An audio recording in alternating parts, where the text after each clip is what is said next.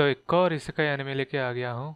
इस स्टोरी में क्या होता है कि अपना एमसी हारुतो स्कूल के बुलिंग की वजह से एक एमलेस डिप्रेस जॉबलेस साडेन ओटाकू बन जाता है पूरे 5 सालों के लिए। तो इन 5 सालों के डिप्रेशन को गॉडेस भी देख के अपने हारुतो को उठा लेता है। यानी कि वही एक दिन अचानक अपने फोन से लाइट आने के बाद अपने एमसी बूम एंड गॉडेस से पावर लेने के बाद इसेकाई हो गया अपना एमसी। तो अब यहाँ गॉडेस हारुतो को बुलाने से पहले सो कॉल अच्छी तरह सोच के अपने हारुतो जो कि एक दुखी आत्मा को एक दुनिया जहाँ मैजिक सब कुछ है वहाँ रिबॉर्न करवाने के लिए बुलाती है। और इस दुनिया में गॉडेस अपने हारुतो को ओवर पावर मैजिक देगा और रॉयल फैमिली में री इनकारनेट करेगी। ये सुन के अपना हारुतो भी मान जाता है और अपने मन में सोचता है कि फैंटेसी वर्ल्ड हो और ना हो, गॉडेस के दिए हुए उन मैजिक पावर्स से वो फुल्ली रिलैक्स और मजे से जिंदगी कटाएगा इस बार। सो एज अ बेबी री इनकारनेट होने के बाद हारुतो एज अ प्रिंस नाम पड़ता है राइनहार्ट और सब लोग खुश हो जाते हैं प्रिंस के जन्म लेने की वजह से। जैसा कि पहले ही बताया गया है कि इस दुनिया में मैजिक ही सब कुछ रूल करता है, तो किंग भी अपने प्रिंस का मैजिक लेवल कितना है पहली चीज वही जानने की करता है। अपने एमसी जिसका अब नाम है रायनहार्ट मैजिक लेवल 2 दिखाता है और विदाउट एनी एलिमेंट, यानी कि अपना एमसी सिर्फ बैरियर मैजिक ही यूज कर सकता है। किंग और क्वीन अपने प्रिंस का इतना लो मैजिक लेवल देख के राज्य को बता देता है कि प्रिंस जन्म लेने के वक्त ही मर गया है और अपने एमसी रायनहार्ट को मारने की बजाय जंगल के बीचों बीच रख के आ जाता है। न्यूबॉर्न बेबी जंगल में कितने दिन जिंदा रह पाएगा। मारने की बजाय ये काम करता है। तो अब यहाँ गॉडेस भी ये सब कुछ होते हुए देख रही थी और यहाँ पे हमें पता चलता है कि वो लोग जिस मैजिक बॉल का इस्तेमाल कर रहा है उसमें सिर्फ 2 डिजिट का ही मैजिक पावर दिखाता है। तो अपने एमसी के पास गॉडेस के दियो है 3 डिजिट यानी 1002 लेवल मैजिक पावर है जिसको कि सिर्फ 2 करके दिखा रहा था। और यहाँ ये भी पता चलता है कि गॉडेस एक्चुअली भूल गया था अपने एमसी को कोई एलिमेंट देने के बारे में। तो वहाँ से सीन कट होके जंगल के बीचों बीच एक टोकरी हिलते हुए दिखाता है जिसके अंदर अपना एमसी प्रिंस रायनहार्ट है जो कि न्यूबॉर्न होने की वजह से अभी बात नहीं कर सकता है, ना ही अपने बॉडी को हिला के मतलब चल सकता है, कहीं पे जा सकता है इस जंगल के बीचों बीच से निकलने के लिए। लेकिन उसका ब्रेन तो मिच्योर है ना, उसके ऊपर से गॉडेस ने जो 1000 लेवल मैजिक पावर भी दिए है और उसने सुन भी लिया था जिसने कि उसका मैजिक पावर चेक किए थे कि उसके पास कोई एलिमेंट नहीं है, इसका मतलब वो सिर्फ बैरियर मैजिक ही यूज़ कर सकता है। अपना हारुतो मतलब बैरियर मैजिक यूज़ करने की कोशिश करता है और उसमें वो सक्सेस भी हो जाता है। अब यहाँ मैजिक यूज़ करने के लिए इमेजिनेशन की ज़रूरत पड़ती है जो कि अपने हारुतो के पास तो पहले से ही है, लेकिन वो बैरियर मैजिक को कैसे इमेजिन करेगा। अपना एमसी अपने ऊपर मैजिक को इकट्ठा करके इमेजिन करता है कि स्पिरिकल होगा कि क्यूबिक होगा। इसी में वो मैजिक यूज़ करना भी सीख जाता है। एक्चुअली इस दुनिया में वेरियर मैजिक क्यूबिक ट्रांसपेरेंट है जो कि वो मतलब अपने एमसी इमेजिन की मदद से कलर भी दे सकता है, कोई शेप भी दे सकता है और उस क्यूब मैजिक को प्रोग्राम भी कर सकता है कुछ भी करने के लिए। अब मैं अपने एमसी को हारुतो ही बुलाऊंगा क्योंकि उसके तो पेरेंट्स ने उसे अबेंडेंट कर दिया उसके नेम के साथ जो कि रायनहार्ट है। एनीवे अपना हारुतो अपने ऊपर फ्लाइंग बैरियर मैजिक यूज करके उस जंगल से निकलने की कोशिश करता है। तभी एक gigantic fox looking red demon आके अपने हारुतो को खाने की कोशिश करता है।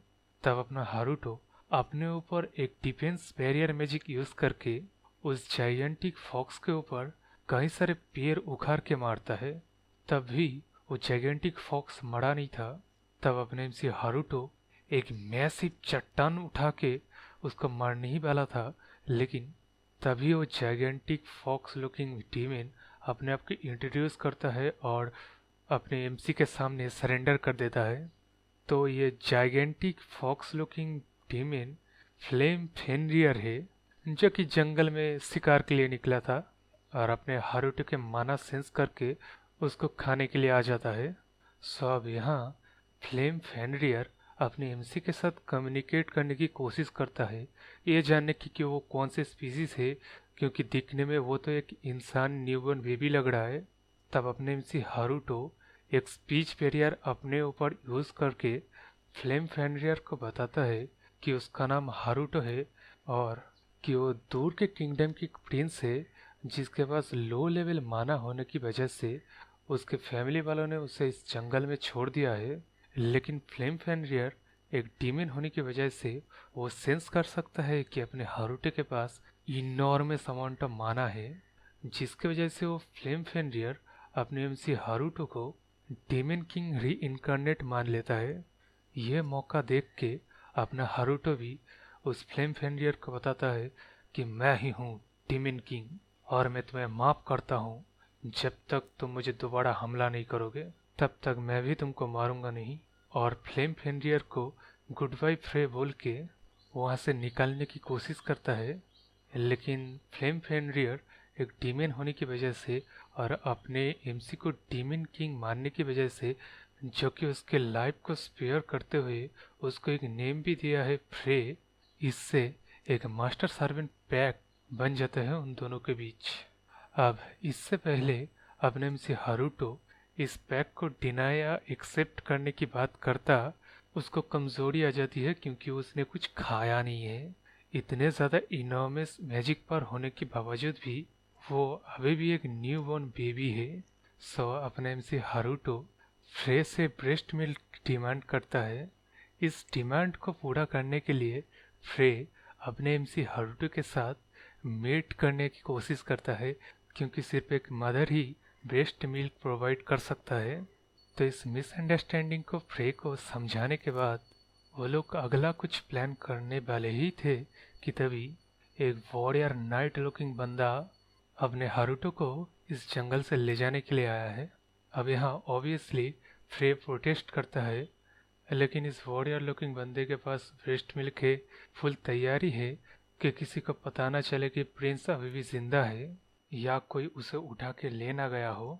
और वो वॉरियर लुकिंग बंदा फ्रे को भी एक्सेप्ट कर लेता है अपने हारुतो के सर्वेंट के तौर पे। तो यहाँ हमें पता चलता है कि इस बंदे का फर्स्ट बॉर्न बेबी मर गया था, इसलिए वो हारुतो को अडॉप्ट करता है as his first born baby. तब वहाँ से सीन कट होके पूरे 9 साल के बाद का सीन दिखाया जाता है। तो इस कैसल के मार्गरेट गोल्ड रॉयल फैमिली के अंदर अपना हारुतो पला बड़ा हुआ है। तो ये है फादर, मदर और इसकी छोटी बहन शार्लेट, जो कि किसी वजह से अपने हारुतो से डर रहा है, साय एक्ट कर रहा है। और ये चीज़ अपने हारुतो को समझ में ही नहीं आ रहा है कि ऐसा क्यों है, क्योंकि शार्लेट फ्रे के आसपास बिल्कुल नॉर्मल एक्ट करता है जबकि वो एक डीमन है। सो यहाँ हमें पता चलता है कि अपना MC Haruto Margaret gold family से जाने की सोच रहा था, मतलब जब तक वो चल फिर पाएगा, बात कर पाएगा, तब तक बड़ा होके इस फैमिली से वो चला जाएगा। लेकिन उनके लविंग केयर की वजह से ये आइडिया ड्रॉप कर देता है। तो शार्लेट की सायक्ट के बारे में उसके मदर हारुतो को समझाता है कि भविष्य में वही स्टेट का लॉर्ड बनेगा, तुम लोग अभी छोटे हो, तो अगर तुम शार्लेट के साथ कभी कभार खेल लोगे, बात वगैरह करोगे या ऐसा कुछ करोगे जिससे शार्लेट को पता चले कि तुम कितने कूल वदर हो, तब नेचुरली शार्लेट भी इस तरह के एक्ट करना छोड़ देगा। और मैं भी तो हूँ, ज़रूरत पड़े तो शार्लेट को समझाऊंगी भी। इस तरह अपना एमसी सोचता है, मैं ठीक से सोशलाइज भी नहीं कर पा रहा हूँ, क्या खाक कूल वदर बनूंगा। वहाँ से सीन शिफ्ट होके हारुतो के कमरे में दिखाया जाता है उसने इन 9 सालों में रॉयल फैमिली का फायदा उठाते हुए बैरियर मैजिक के बारे में जितना हो सके उतना सीखा है।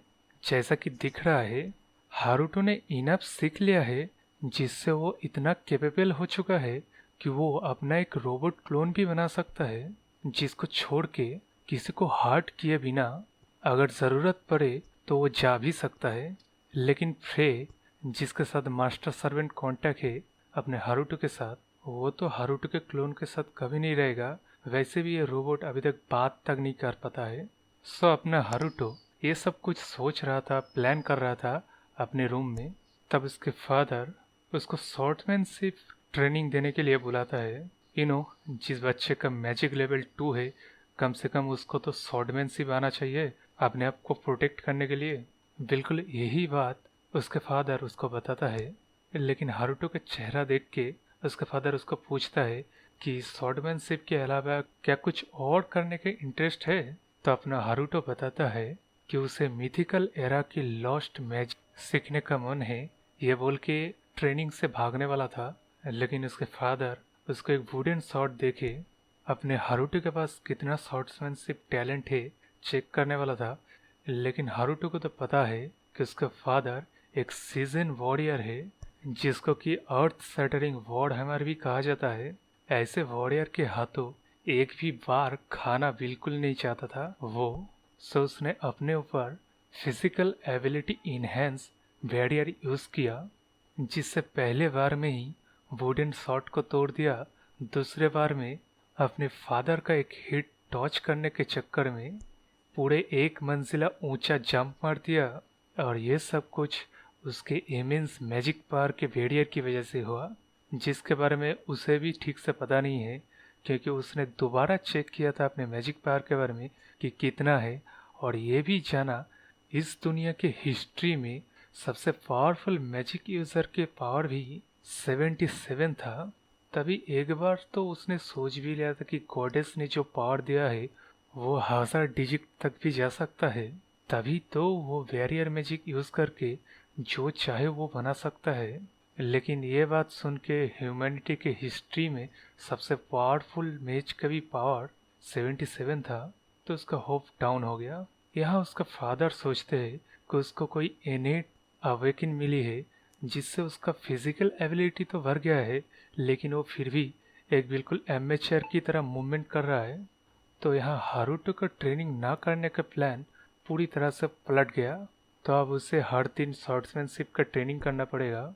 तो अब यहाँ अपना छुटकी शार्लेट हारुटो की ट्रेनिंग देख रहा था। वहाँ से सीन कट होके यहाँ मदर, फादर और शार्लेट को सोते हुए दिखाता है। तो यहाँ फादर थके थके हुए फील कर रहा है। तो मदर पूछता है कि ऐसा क्यों है। तो वो बताता है कि आज वो हारुटो को स्वॉर्डमैनशिप की ट्रेनिंग दे रहा था, इसलिए। लेकिन ऐसा कैसे हो सकता है कि एक सीजन वॉरियर एक 9 साल के बच्चे को ट्रेनिंग देने के चक्कर में थक जाए।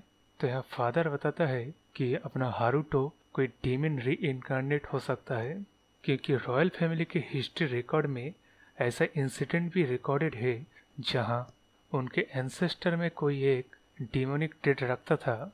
लेकिन अपना मदर यहाँ पूछता है कि अपना हारुटो तो कोई डीमोनिक ट्रेड रखता ही नहीं है, किसी तरह के हॉर्न, टेल वगैरह कुछ नहीं दिख। इस तरह फादर बात को काटते हुए बताता है कि रॉयल इंसिग्निया जो मार्क है उसमें स्ट्रेंज पावर है, जो कि अभी तक एक मिस्ट्री है। उसके ऊपर से डीमन फ्रे जो कि इतने हाई लेवल डीमन है, वो हारुटो के 24 घंटे साथ रहता है। यहाँ इस बात को काटते हुए मदर बताता है कि हारुटो एक नॉर्मल बच्चा है। तब फादर भी बताता है कि एक सिर्फ थ्योरी है, जो कि मैं सोच रहा था हारुटो के पावर देख के। लेकिन फिक्र करने की कोई ज़रूरत नहीं है, क्योंकि हारुटो कोई ऐसा टेंडेंसी नहीं दिखाता है कि वो डिमोनिक है। वैसे भी फ्यूचर के बारे में कौन जानता है। हम अगर सही से उसे प्यार दे के बड़ा करे तो वो अगर डिमोनिक भी होगा तो भविष्य में वो गुड पर्सन होगा।